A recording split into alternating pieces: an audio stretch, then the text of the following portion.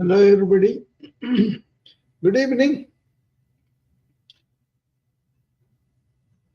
There were so many concerns with the election results here in USA. Uh, Many are despondent, and I thought I will address that on the room also. Uh, I was open to talk to people, which I did, but some are really upset, some are really unhappy, including my household members, some of them. But some of them are holding okay. Uh, so I kind of take it more like a game. The politics I don't rely on to improve my life, right? I know what is the duty I need to do, what are the services I can provide, and I'm not in the game of that rat race. Um, so that is a big relay, right? But the people who are in that game, they should be prepared for both the wins and the losses with equanimity. That's what I talk about in the morning routine, right? I do say cultivate the attitude of taking things equanimously, both the wins and the losses. Like in a sport, you are taking it, but a lot of people have emotional commitment. A lot of people have the feeling of hurt and all that. I accept all of that, but I want them to take it in that spirit. Maybe that helps some people. Yeah, that's true. We are in democracy, and whoever gets the most votes, they win. Sometimes it is not to our liking, but still that's the rule, right? Just accept majority people's opinion as the win, right? And also encouraging people to be in the present, be here and now. And even if it happened yesterday, today is a brand new day. So instead of moping over yesterday, be here and now. Even regular life also. The more you are in the present and perceiving what is in front of you and responding to it without reacting. That's the philosophy I talk about all the time. And I do that to myself. So go to the hospital, don't react to things, but respond to things in a non-emotional way. That way you can be healthy yourself, but also you help to resolve the situation, right? So that's what I was saying. So don't cling to the past, whatever it is. Learn whatever you can learn from it, and especially emotional reactions. Very difficult, I know, but that's what I told them, some of them. And also, the biggest philosophy is um, you, your mind, a relative distance. In that way, you can you can see the reactions are happening within your mind, but you are really that energy, that soul behind. So once you accept that, then it is much easier to act on the things that you are looking at, objects, right? So that's also helped for some people. All in all, uh, expecting so much from external circumstances is really not finding what is within you, your happiness, your understanding, your quietness, and all that depends upon how you look inward, not outward. Outward circumstances may come, but then if you have a mind that is stable, that is really taking things into its own account, and then irrespective of the external circumstances, if you can keep your peace and happiness within, that's really a solution that I found from the ancient wisdom, where they talked about what is called uh, uh, the person who is stabilized in the wisdom, sthita pragna uh, in Sanskrit, right? Sthita pragna. Sthita means stable. Pragna means wisdom. Stable in his wisdom of really seeing who he really is. He is that inner essence, inner soul, or inner energy, inner wisdom. That is what you are, and you have a body and the mind, those are your instruments. So whatever happens in the mind, you can watch like an observer, like a witness, and thereby you can act on those. Very tough, I know. I'm not saying this belittling it, but I'm talking now because this is happening in front of me with people, and people are really upset about some things, and then they kind of really feel bad about what may happen, and then they will be, doing things like what is going to happen, what kind of troubles our country is going to be in. We're already in trouble. If you take the entire planet, we are in trouble. We are having toxic weather. We don't pay attention to that. We are paying attention to the politics, but then the politicians are the one who has done this. So uh, we have to do away from the politics. What can we do? There are so many people. There are so many volunteer organizations doing so much for the earth. Let's take part in that. Let's do something that we can do. you know that's the way I approach these things, because most of the time these politicians who are self-centered and selfish, and they want power to do their own things, uh, they are not going to think in the terms of your suffering and your humanity and all that. They just want to lure you to get you vote, and then they. So once you see that, uh, involving in that kind of movement is really unnecessary. I think we can do ourselves good as a citizen too. Yeah, we do support. I also went to vote yesterday. That's fine. We support the democracy, but then the rules of the democracy are maybe the person who got the votes by majority people, he has to get the power, right? So we cannot say just because I voted, my candidate has to win, right? But real pain, real despondent people called me, and kind of shared them these kind of things. Um, it was a big deal for them, so I had to talk to them, which I did. Uh, what do you guys think about it? Have you had anybody despondent and you had to talk to them? You had any chance of looking at these people and have a perspective about being in the present, treating your mind as an object, and the reactions not to be there and to be responding, and taking this like a game. Okay, in the game you can win or lose, right? So that can happen. So are you sportive when you lose? Do you learn lessons and then let the feeling of losing go? That all shows the inner understanding, inner going through some things, and then gaining wisdom from it. So this is from the ancient wisdom. Sthita prajna means you are basically remain stable in the terms of whatever happens, either win or loss, the same way. You love and then you hate in the same way, because those are the same sides, or two sides of the same coin, that kind of thing, right? This is actually given importance in the ancient wisdom of being really cool and calm and quiet in the midst of extreme suffering. Okay, so they talk about this kind of will come when you realize that you are not just the body and mind, you are that inner essence. And also you have what's called vasanaksha. That means all the uh, tendencies, desires, all those things are really understood and transcended. And what's called manonasha. That is discovering the mind is only a tool and mind is not me, and then divinizing the mind, spiritualizing the mind, taking away from self-centered interest to uh, just use the mind for the sake of guiding in the life, but not being identified as everything.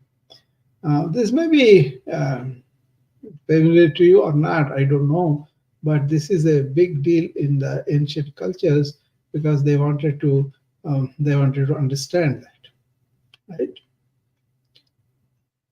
What happened? Okay, so that kind of thing happens, when you have this Sthita Pragnata beyond money making, beyond acquiring things, beyond having experiences, beyond all the desires that go through all the roles and everything, you really discover in your own inner self what's called existence, consciousness, and bliss. So that existing life force is going to be there forever. That doesn't have the death, but it uses body and mind like clothes. You can have change them and go to a different body, right? So anyway, that's a philosophy. That's a that's the way they look at life in a different way. Okay, what it gave me was, first of all, freedom from fear of death, because you are the permanent self, or everybody else is like that. But then the body and the mind, they may end now, but then we take another life form. That's kind of thing, right? And also this looking at life equanimously in the ups and downs, and not allowing the mental reactions take over and tell us, oh, I'm really mind, I'm having these reactions, and that's why they are real. See, many people say, I'm human being, I have a right to feel like that. I don't deny that. We're not denying that. But can you see the other side of the human potential where you can go over these reactions and be stable when life is really threatening you? After all, life come and knocks you, right? With the disease, with the losses, with defeats, with a lot of things like that. Anything can happen, right? Accident can happen, or what you thought was permanent may not be there. So many things can happen. But when you have that inner core of stability and wisdom, then you can withstand the vagaries of life, the vicissitudes, they call it, the turmoils that come and are the very euphoric experiences and all that. Okay, that makes a lot of sense to me. So that's why I'm bringing that out, because um, with this kind of stability in wisdom, you have a very stable life emotionally and sensory reactions and all that. Okay, uh, once you have that, it'll be once you have that kind of stability within you, it's a beautiful thing to be a human being. That is what I'm pointing out. We have the vulnerability, we have the reactionary, we have the sensory problems and all that. That is what we think only human know. That is the weak side of the human being, but we have a stronger, important side of the human being, which has that intelligence to view life as a passing phase, and also this too shall pass. Okay, uh, and then having that uh, innate strength is possible as a human being. Actually, as a matter of fact, I'm very happy to be a human being because of that, because of the intelligence beyond your superficial intellect, your worried mind, or weeping heart, all those things. Beyond that, you have everybody has that innate strength beyond the mind. That's the beauty about the ancient people. They went beyond the thought and thought reactions, emotions, and all that. They went to that intelligence, which is really connected with the universal intelligence. And when you're landed in that powerful thing, see how powerful it is. So I'm very excited about that when I really went into the ancient wisdom and found out such people are there. I'll tell you a story. This guy, he was running a shipping business way back, and then he was loading all his cargo, on ships and then taking them around the world and giving them. So, and he becomes old, and then his son comes up. He is a young man now. So he takes some ships and then takes the cargo, and he wanted to deliver. He goes on the sea.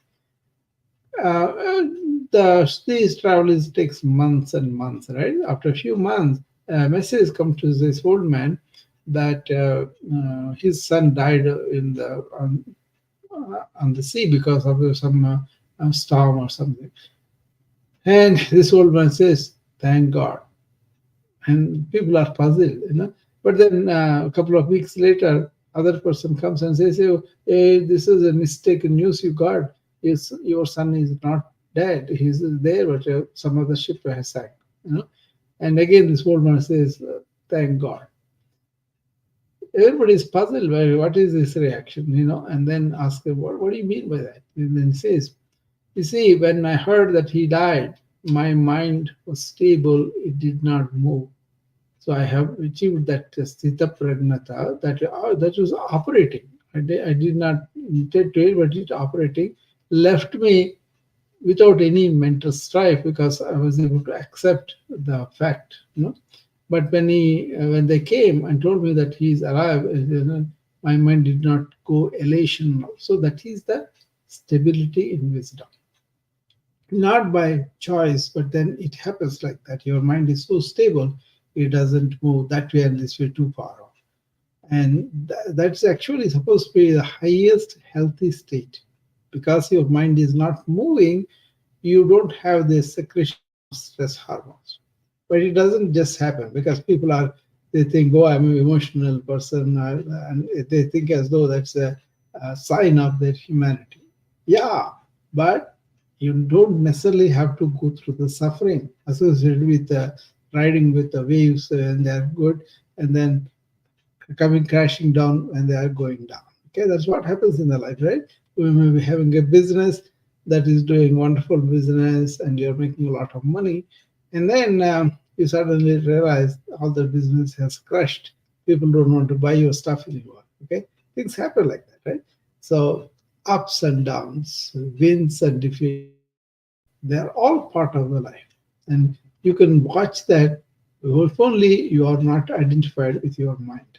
If you identify with your mind, then you'll go through these emotional reactions and then you will suffer along with them. You may have temporary pleasure, but then lots of times people remember what they lost, what they suffered, rather than what they gained in life, right? So anyway, I just want to be kind of helpful to people, and I was able to point that out in the time of their need. And some people got it, some people have difficulty understanding it because of the friendship I have with them. They were able to listen to me at least, and some people got the relief. They told me, "Yeah, that helps, and I can take it easier now. Why I'm lamenting so much because." Look at the politicians, look at their life, how self centered they are, how lying they are, how manipulative they are. You want to lament about those? They're not really solving the world problems, and then there are lots of times cause problems. Many of the Wall Street people, they're happy if you have a divided government.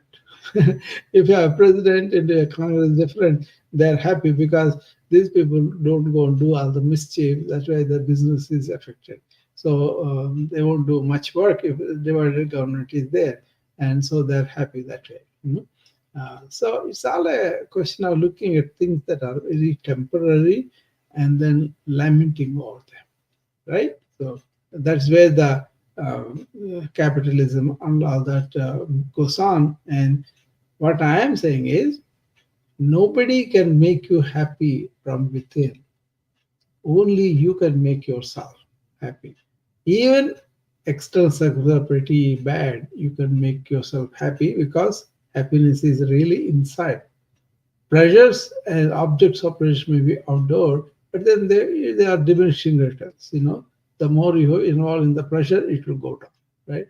But your inner happiness, your inner contentment, your inner bliss, that you will be discovering only if you get out of this mind-made world, right? So anyway, that's what we see in the ancient wisdom, how they have evolved human beings that don't require societal support or family support or political support, none of it. They can close their eyes, go inward, and find the peace and quiet and bliss. It is real, but the thing is, we usually want everything outward activities, outward achievements, outward accumulations. So once you reverse that and then go inward with your own inward turned mind, and then really take away all the layers that are on the inner essence, and that shines, everything shines. The light inside you shines, everything shines. But if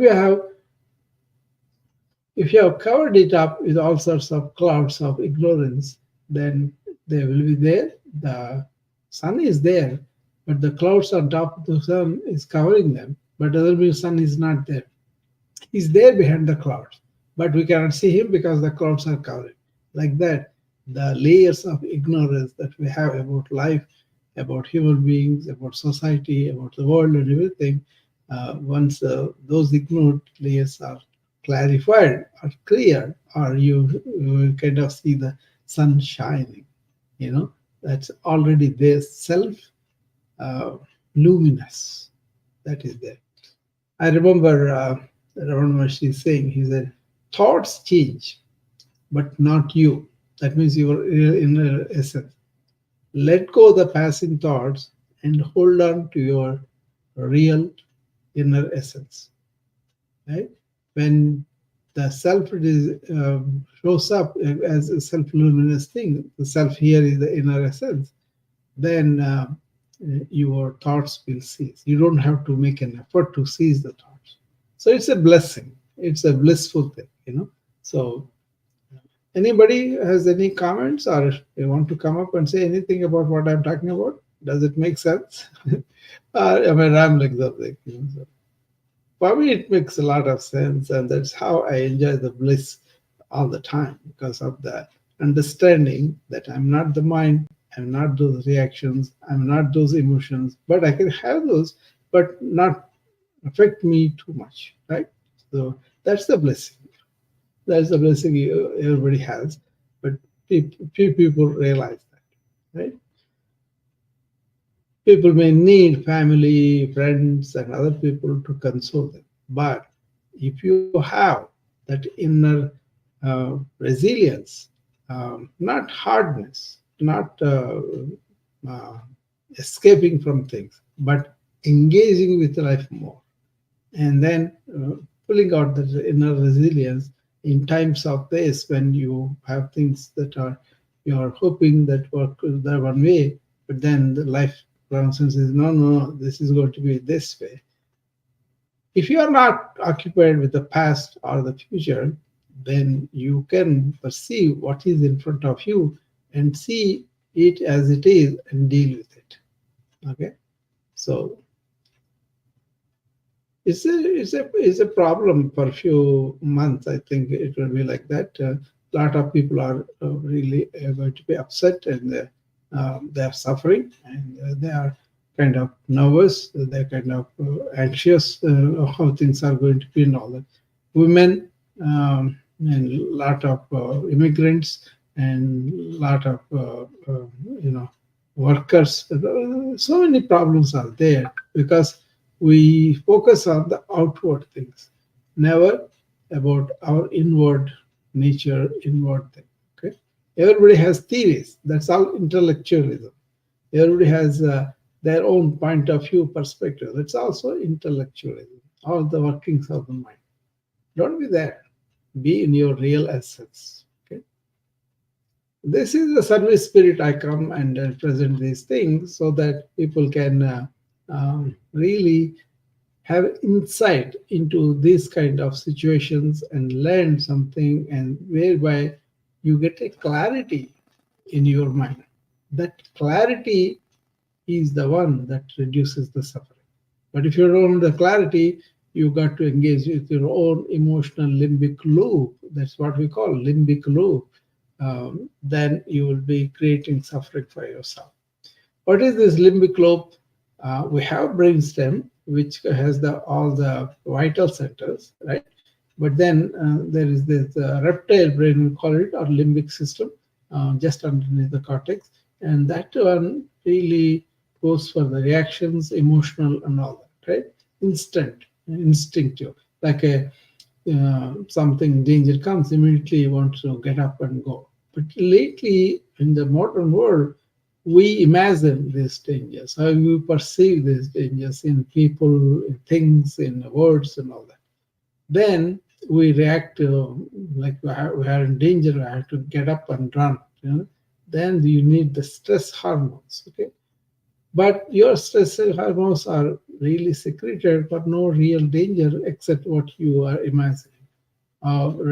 Like this moment, the election result is already over.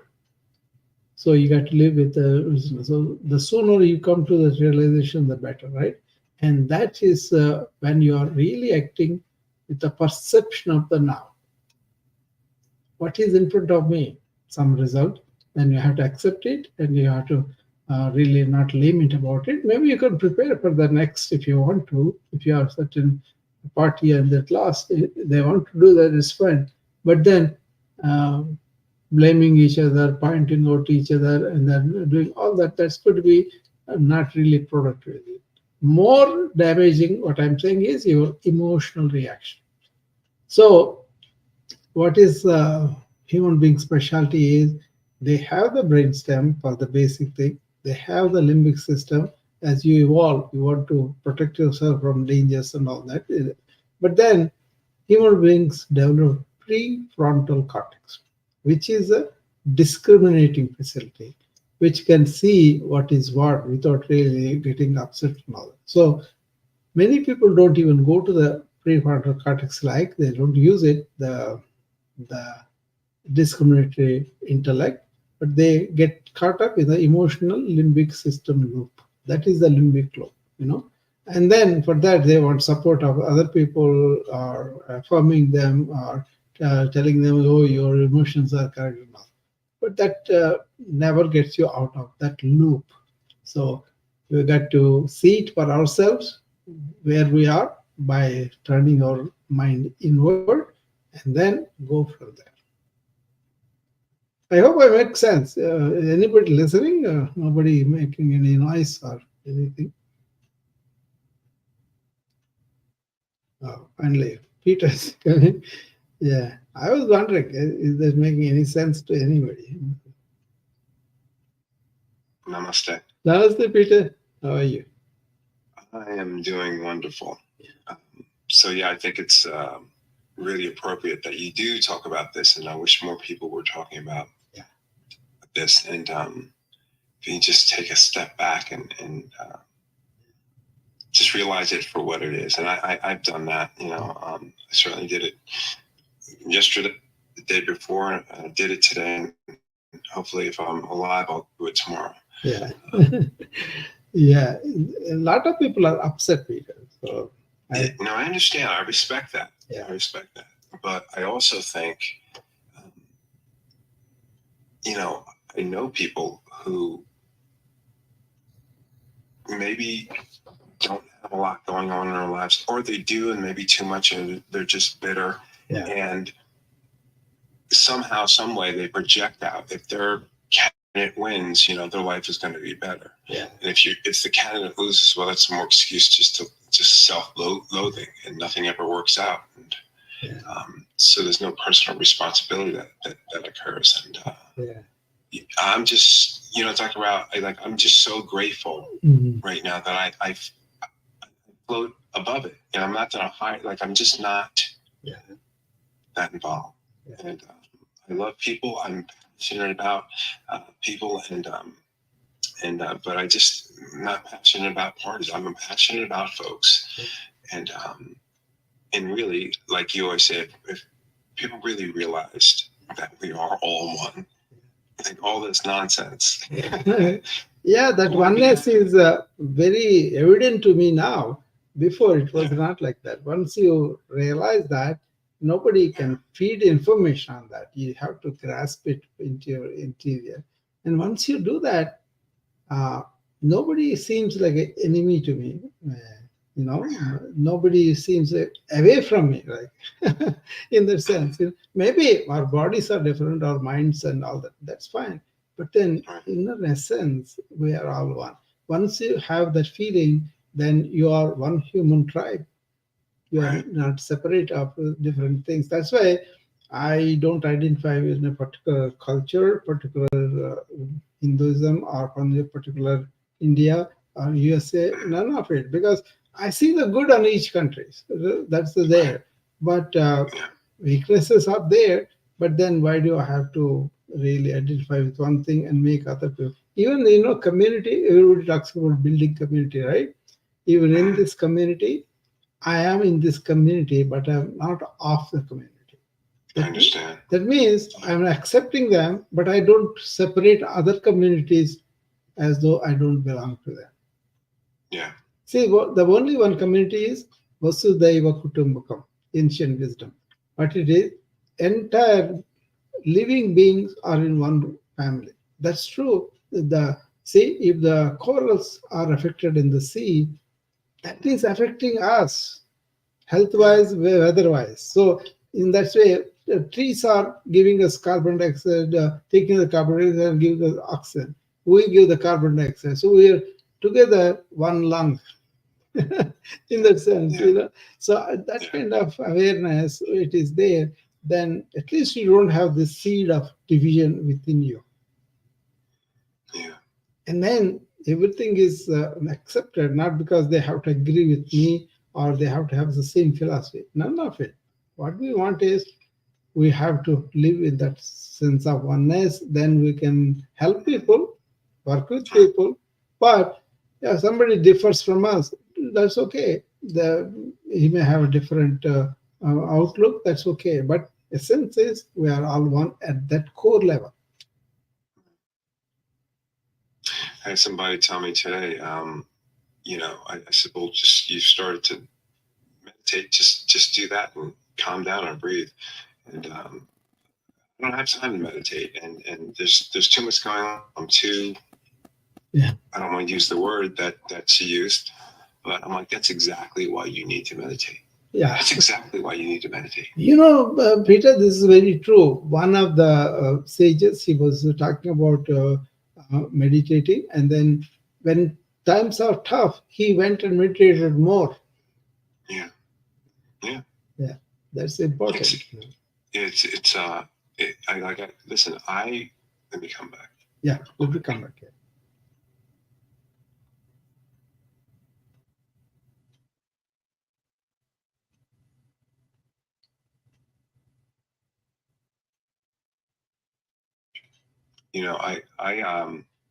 I I completely get it. It's not like I don't know the other side of this coin. Yeah. Believe me, I do. But now that I've seen this side of it, Mm-hmm. and what's really happening or what it really is, it's just a better way to live. You know, in that state of what people call bliss, Mm-hmm. it's you just home to who you are. And if you don't a minute to do that, if you don't take a minute to just get quiet, Yeah. like you're in for a life of disappointments. That's not my rule. That's the Yeah. universe's. Even the even You know, the I didn't create that. yeah, religions here said that be quiet and know your God. Mm, Right? In the sense yeah. that oneness is the God, that Mm, life together is the God. So right. that's the force that is there. But actually, in practical matters also, Peter, that kind of awareness gives you enormous power, strength, not in the power of overcoming other people, no, your own inner strength, resilience. Yeah. So Yeah. like I'm not faced really that easily by anything.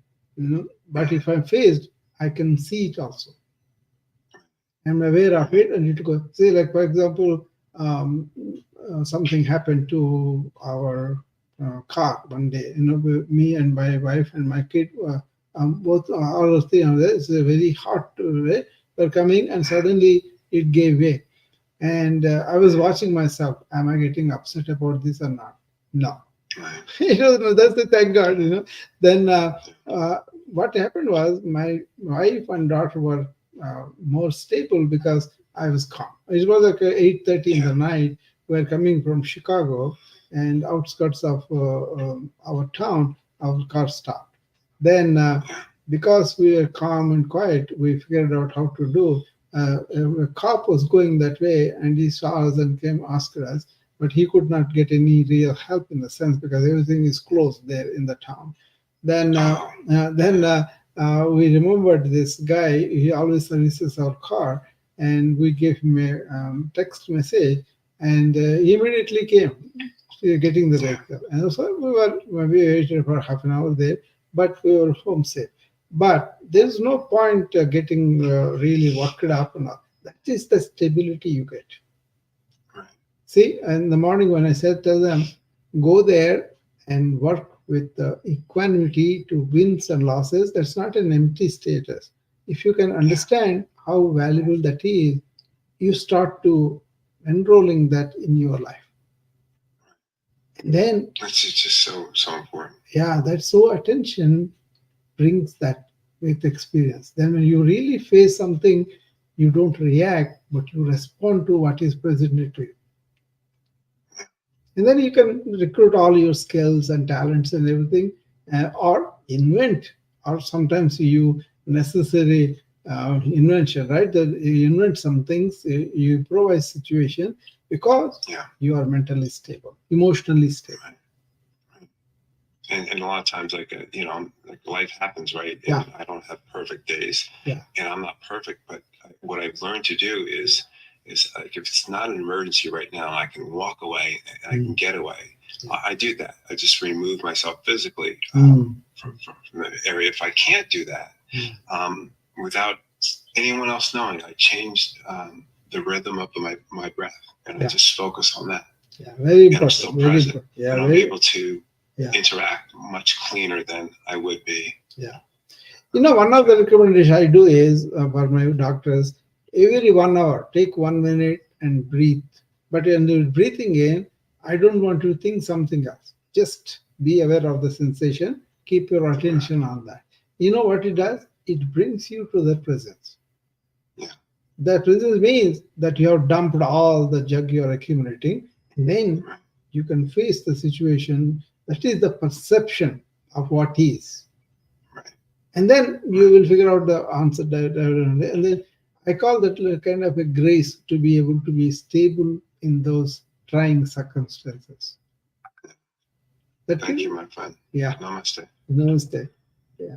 So it is a kind of excellence in human being is staying stable and really helping ourselves to be that intelligence that can solve the problems that are presented for us.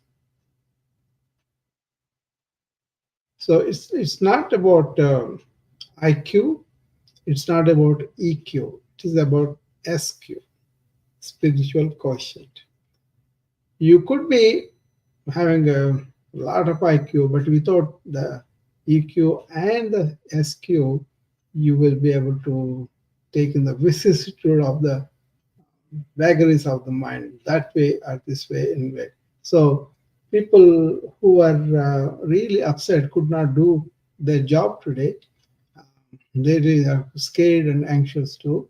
But when I told them take it equanimously, that looked foreign. That's why in the morning routine, every day you want to cultivate that spirit of let me go there, not just for the wins, but then do my best. Whatever wins or loss happen, let me take after my complete effort. If I lose, okay, maybe something else has to be done. Let me go and improvise and do art. Maybe that's the way I have the capacity for now. and that I have to lose it due to luck or circumstances or anything, right? So it's not like a empty philosophy. It's like a building a resilience within you where you can go and you want to work, you want to excel in whatever you do, but then you are also prepared if things go south. Remember, win and loss are the same coin, two sides of the same coin. And that is what the ancient wisdom focusing on, what's called sthita prajna, stable in your wisdom. The wisdom is life is can bring us both sides, but then you have to be equanimous. What you how you react to it. Don't react, but respond. Hope it makes all sense. Anybody else has anything else to say? I was afraid at one point nobody was listening, but then Peter came and saved me. So that's good. This is a need of the lot of people to be at least look to any source that is kind of giving us some stability and really helps us from our own emotions and all, right? So that's why inner looking, inner watching is important, because then you have created a little distance from your own emotional reactions, from your own thoughts of exterior or front, and then your own theories, perspectives, and all. Life doesn't care about that. It does come with its own um, determination. That is life. It can knock off. This is what Buddha said, right? He said, somebody asked him, they asked him, "Hey, Buddha, you set out from the palace because you wanted to find out what is disease, what is old age, and what is dying, and you wanted to find out the root cause of the suffering, and you wanted to find out, and you say you found out now. Now you are getting old. By the time he was old, he lived up to 85 years, I think, and he died of diabetes, and somebody poisoned his food. And then you are having old age, you are having disease, and you are going to die. How did you solve this?" Then he said, "Whatever out there, the world or the life and all that, that will give us whatever it has to give. Maybe somebody is trying to insult you, or somebody trying to hurt you, or somebody the life has happened that you have to witness the death of somebody close to you. All those things are the first arrows that come at us from the world. That you cannot avoid. It will happen, right? Life will happen. Right? You may make it safe and all that, but eventually something will happen. Everybody will have something coming at them. And that is like a bankruptcy, like a disease and all that. When the first arrow comes, you cannot help it. What you can help yourself is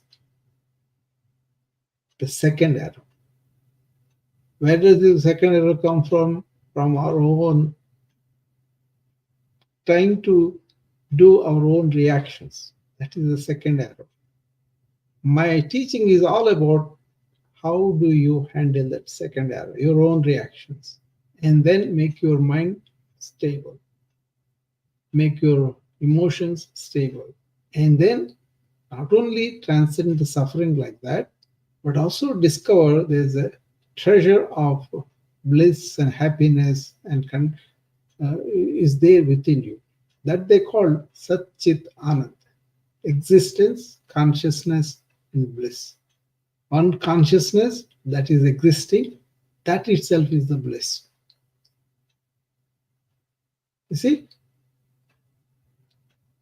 So it's a very important way to look at the human suffering whenever things happen. It could start with small. Maybe the election is something you must think my economic life will be affected, or my liberties are going to be affected. Some of the concerns are there. But then, suppose you are mentally distanced to all this rat race, and then you are able to go into yourself and then achieve that bliss. That was what the ancient simple life and higher thinking did. Okay, and now you have all the technology, you have all this talk and so many people saying so many things without knowing anything much really. So it is a it's a kind of really staying stable in the presence of life's suffering. You know, if that will happen as long as you let your mind run and really not turn it inward and look at your own reactions, your own thoughts, your own emotions. That's what they call self-knowledge, swa adhyaya. You study yourself as you react to the life. And then in that mirror of relationship with the life, you will see as you are, and then you go beyond that. Okay, so I mean, this is a very simple thing to me compared to what the earth is going through. What is there's a California fire is happening now. There's a another storm is coming up, you know, and then we kind of messed up our own earth, beautiful earth, you know. So we should be doing more for that, you know. Uh, so today I was watching the Wall Street, my uh, news hour on the CNBC, and they were talking about financials took a flight. They are going up, you know, whereas all the solar stocks, the green house stocks, they took a hit. So should I wait for the smaller result, or what is going to be if they drill more, if they do all the things, because of the guy who came has no awareness of the Earth's damage, then how can you really be happy about that? So that's a bigger cause. But then Ramana Maharshi said something very important, which helps me all the time. He said, look, somebody came and said to him at the time of the Hitler, that was the time of Hitler, Hitler was marching into Poland and he was marching one after one. So nobody could stop him at one point of the war, right? And then all the people got worried and see, look at this man, is very wicked, very evil. He's doing all the country by country. What can we do? And then Ramnashi smiled and said, look, there is a creator. He will take care of his creation. Don't worry. You know? So that kind of helps me to understand a lot of things much, much better. It's all divine will, Ishvara, right? So even if you think like that, it's not escaping. It's kind of looking at a perspective much deeper than our, you know, limited thought. Okay. Susan sent me some messages here. Let me look at them. Yeah. Thanks for listening to me, Susan. It's not me important. What is it is I just want to convey how I face these second arrows that come at us by our own hands. You know, so it's like always, you know, being ready for the first arrow, but also able to manage the second arrow. Okay. I think Buddha put it very nicely. And so I'm not a Buddhist or anything, but I take wisdom from whichever corner it comes from. Okay?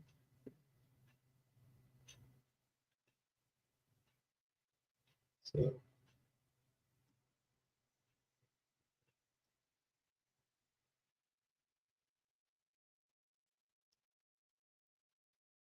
so anybody else has any ideas, anything that you want to tell me?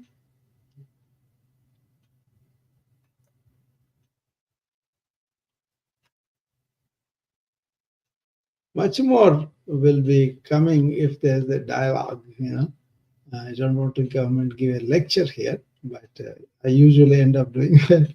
That's okay. At least I shared what I wanted to share. But you know, thank you, Peter. Thank you very much. So, yeah, Janet, she's always my friend comes up. You know, I wonder how somebody elderly and wise person like Janet feels about this turmoil going on in the world. European leaders are worried that they will be not getting the funds for the NATO, and Ukraine is worried because they won't get the arms that they need, and so many different people are worried. Uh, but then Wall Street is very happy. They went up highest, of the uh, Dow Jones. So they are all the financials, all the people are getting a lot of money. I think Elon Musk is very happy because he is going to get more government contracts and he is going to continue his work that he was claiming to do uh, for the earth and all that. So it's kind of interesting times. But then uh, facing the turmoil with resilience is the best way to go. So work on the inner resilience. That's what I focus on in my morning routines and my rules. That way, we are not succumbing to the external circumstances. It's not being hard, but it is being more heartful with the mind situated in the heart. Actually, that is actually the spiritual journey defined. They said you are born with a spiritual heart, and then brain comes out of it to guide us in the life to, move, to eat, and do all that. But then we forget about the spiritual heart, and we identify with our mind, which is clever, cunning, and also very, very, empathic, right? Then we identify with that, and then we think we are the intellect, we are the mind, we are the thoughts, and all that. And then if you bring that mind back into your heart, that is the spiritual journey. Then you're heartful, but you think through the heart. You use the mind through the heart. You are concerned about the people, then you use the intellect for that. Okay, not that your intellect keeps you saying, "I'm so great, I am ego," right? That's not it. The ego transcendence is getting the mind into the heart. Anyway, I can go on talk about this kind of matters. But I just was concerned about uh, maybe some people are really worried. Maybe they are despondent. Like I heard from my friends and family today, and I had to bring them this perspective. Taking it easy, external will change, and then uh, even if you do something, that result is not going to change. And be quiet and be stable, and then go from there. So take it like a game that you lost, but take it sportively, and then live in the present. Even if something happened yesterday, that's already gone. Now live in the present and react only mildly, and that then respond completely. You know, that's what I'm doing. I hope that makes sense to you guys. And any thing that you want to talk to me, I'm always available. You can send me the DMs, and if you need to talk to me personally, I'll be happy to talk to you. I will see you again tomorrow morning at 8 o'clock when we do the morning routine, much more so now because I was going to show a routine on enhancement of immunity. See, when you're emotionally upset and you have a negative effect on the immune system. But I was talking about how to invigorate with a yoga physical routine on enhancing your lymphatic flow from the feet all the way to the heart. It is like Venus, right? There are so many lymph nodes from head to toe, and several groups are there. Some of them in the abdomen or thorax you may not be able to do, but you are on the head, on the neck, on the clavicles, on the axilla, on the elbows, and also in your groin and in your knees, and also in the foot. All these lymph nodes, you can help them to uh, increase the flow from toes to upward, right? And that really helps your lymphatic spread, and thereby your lymph node secretion of lymphocytes, T lymphocytes. No. To some extent, not a lot, but if you do it daily, it's like a cleaning up your system. So I will show that routine from tomorrow in the morning routine. What I say, you stretch or you exercise and you deep breathe, and you be here and now with your mind, and you observe your thoughts. Those are four things we actively do, right? And the three attitudes we cultivate is, one is not to react. That's what I was talking about. Not to react too much, but respond to the situation as it is, right? Without those mental turmoil and all. Then you'll be able to use your all your skills and thoughts and everything, right? And then second thing is, cultivate an attitude of, let's go and do some service to whoever working. And then third thing is, take both wins and the losses equanimously.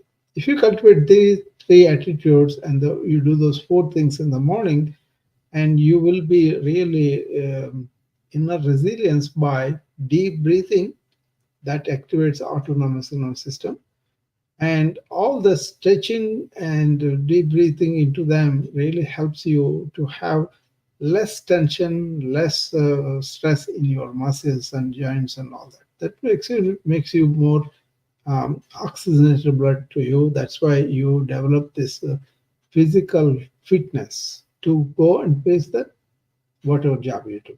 The breathing makes your nervous system better so that you can face the situations better. So it kind of reduces the sympathetic overtones that we have in modern life, right?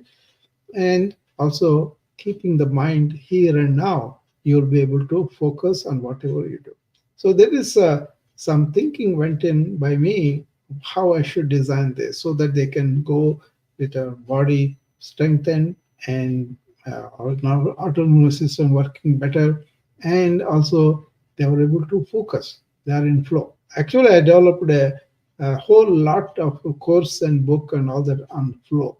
How can you be in flow when you go and work in this over-stimulating sensory, stimulation atmosphere culture, right? The culture is going into, oh, I want to produce more, I want to produce more, I want to do multitasking.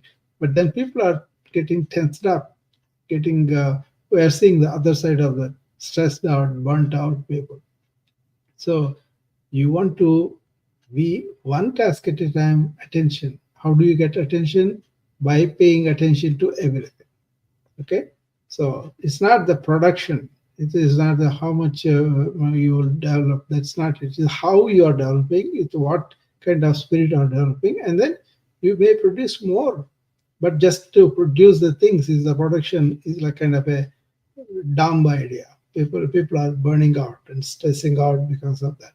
So give attention to doing, but with an inner being that is very well taken care of. Okay, nobody really takes care of it in the corporate world. It's more like a how much you can do, how many things you can get. But if you don't have happiness from the things, then that is when you go to some crutch, some alcohol, some smoking, something like that. But you have always neglected what's the most important, according to me, is your being. Attend to that, revive that. That's very powerful. And then you will be able to do jobs very well, and your inner resilience is that. Okay?